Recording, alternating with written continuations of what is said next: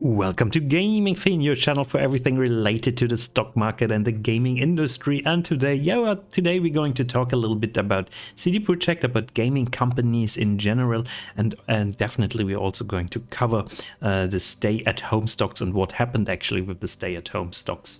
So I would also call them the pandemic stock. So my friend, so here you see from finwiz.com.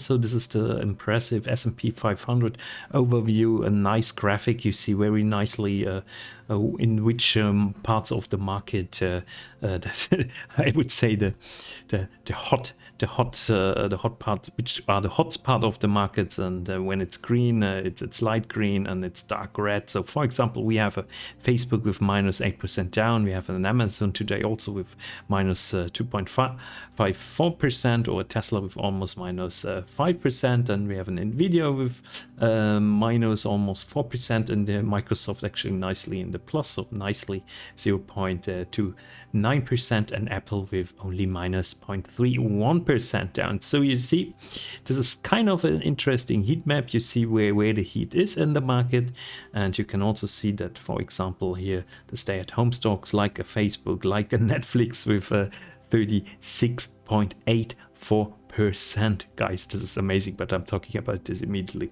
And then Disney with 5.61%, which is also a streaming stock. So all those entertainment stocks got hammered today. And then we look, for example, at the gaming stocks. Then we see here Take-Two Interactive 2.12%. We see Electronic Arts actually not so much down, and Activision Blizzard is only minus 0.03% down. The stock is not moving until we know more about the acquisition by Microsoft of Activision. So until then, nothing happens. And here, what is very good to see is that IBM, for example, is up 6.81%. So a little disclaimer, my friends, I'm invested in a lot of those different companies. Therefore, I'm only telling you when I precisely go in detail of one company that I'm invested. But of course, I'm not a financial advisor. I'm just a retail investor, and my videos are just for entertainment and a little bit information purposes. But you have to make your own research, and this certainly don't buy any stocks that anyone on YouTube is talking about. So this is mostly a bad idea. So stock investing is risky and you can lose all your money. So let's put this aside. So guys, you know I talk a lot about CD Projekt. So this is one of my favorite gaming stock at the moment. So here, disclaimer, I'm invested. So I was already, my friends. So here we go. I can go to gaming industry and finance. So this is my channel. So yeah, comment it and like it, and subscribe maybe to my channel. So my two previous videos, I was making a comprehensive analysis about fiscal year, and I was also talking yesterday already about CD Projekt when it was dropping 10%. And what are we seeing today again, my friends? What are we seeing together again?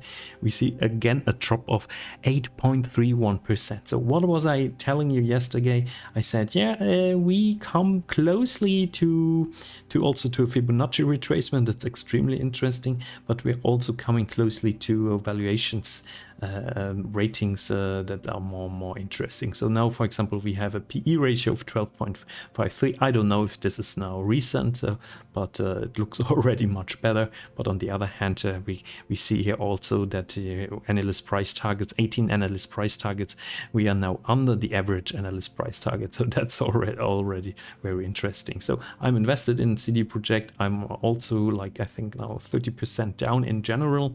So I'm also not, of course, not happy. I would have loved to see the stock here pumping back, but it didn't happen. So it was breaking through my trend line that I was drawing in here from June 2016. This is where I think that actually the upwards trend was starting. So this is shortly after Witcher 3 and after CD Projekt found out that Witcher 3 was a massive success. So and then the gaming stocks, and especially CD Projekt, was on a major bull run. So yeah, we broke through it, and I told you yesterday that I'm expecting this, and to be honest, it's of course very much possible that we to the weekend, tomorrow Thursday, and then to Friday, that we see a little rebound. That's definitely possible, maybe even 5%. But on the other hand, I can also imagine that we might actually see a little bit more problems now, and I'm not excluding at the moment that we see the 100 zloty. So I'm definitely not excluding this. So I think I was not clearly saying this yesterday, but the 100 zloty is definitely a mark that is possible. And honestly, guys, I mean, this market, there is so much bad sentiment. So I'm not pessimistic. Let's put it like this. I'm overall optimistic for the stock market, for gaming industry in general. Therefore, I'm holding my stocks. I'm holding them on 5-10 years. I'm not selling them now. And if you already have the stock, so why would you sell now? Maybe most probably you're also some percent down. So I guess there are very few people that are holding the stock and invested before. And if you do so, then congratulations, you made a lot of money. So therefore, I don't really care if we can drop to 90 zlotys now. From 137 zlotys to 90 zlotys, that's absolutely something I don't really care about. And I have to admit, at one point I will buy more. I will average down because my goal is to average down to around 150. I think I'm now more or less by 100 to 120, which is too high, and 150 would be great. But I also have to admit that I'm already over 1% invested in my overall portfolio in CD Projekt. This is also too much for me. I don't like to be invested 1% in one specific stocks, because when they drop, then it would hurt even more. But on the other hand, it's mostly the whole market falls, and then you lose money then in all the other stocks. But what I'm trying to protect myself is from when one stock completely goes into the void, so is going bankrupt because of whatever reason. So this can happen sometimes. So for example, I was invested in Wirecard. This is a German fintech, or was a German fintech company, and I was invested back in the days in this company, and with a too high percentage of my portfolio, and then the fraud was coming, and then I lost a lot of money, I have to admit. So this happens sometimes, and therefore I recommend you guys to not invest too much in one stock. Also diversify yourself very good. So what did I want to show you? So I also wanted to show you Meta Facebook. So also let's say a stay at home stock, and you can see it was also falling massively from 387. I'm invested in Meta. Also disclaimer, was falling massively from $385. We were dropping to 186. I was buying a little bit more when we had 186, and I have to say I was buying too much here over that $340 realm, when I thought like this is just a little minor drop and we will see better times again, and then we were dropping so much. So this definitely hurts also, and I'm with my overall stock market portfolio probably too much invested in Meta platforms. But I believe in Meta. I believe in Meta as a metaverse stock on the one hand, but I definitely also believe in Meta as a long-term marketing, public PR marketing and advertisement company.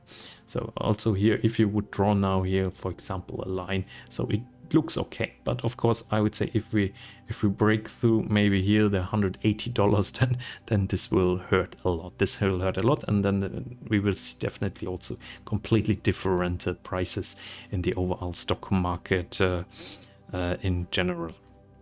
So here we also have here on the right side, so you probably can't see this good.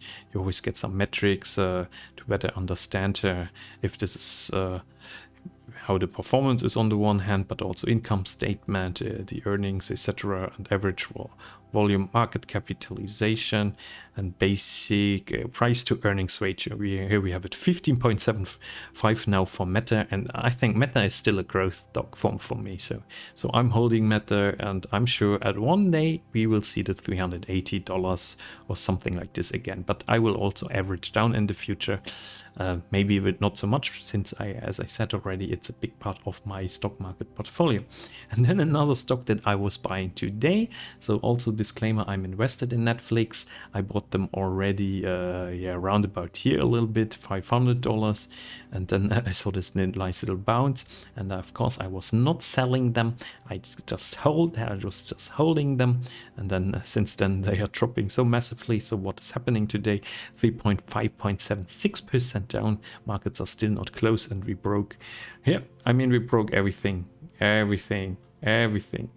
would be maybe a nice metric here, like $280. So if you would draw in a trend line, so I'm not doing this now. I'm not annoying you with this kind of technical analysis. So anyways, so what happened today is really, really bad. The reasons we know: they lost a lot of subscribers, Russia situation, and then very huge investors are just pulling out their money, and then you see drops like this of 35%. And I was buying a little bit more when they were down 38%. So I don't want to trade them. I bought them for my long-term investment, so I'm not trading them.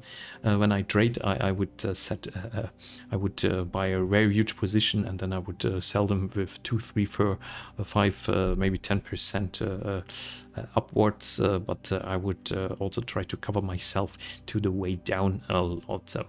So therefore, I'm not trading Netflix. So this is my long-term portfolio.